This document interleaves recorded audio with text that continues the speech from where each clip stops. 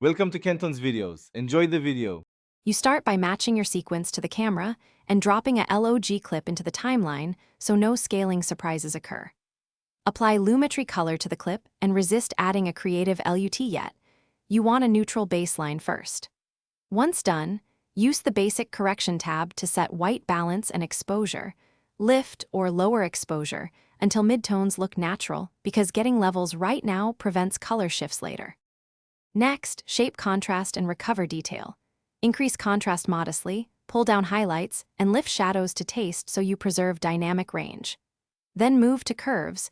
Use the RGB curve to nudge overall balance and the individual R, G, B curves to remove color casts. Small pivots go a long way.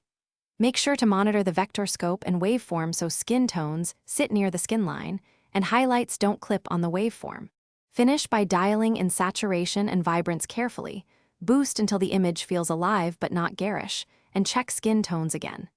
If a region needs correction, use the HSL secondary to isolate and refine without affecting the whole frame. Once done, export a short test clip and view it on the target display to confirm. If colors shift, make sure your sequence color management and monitor LUTs match.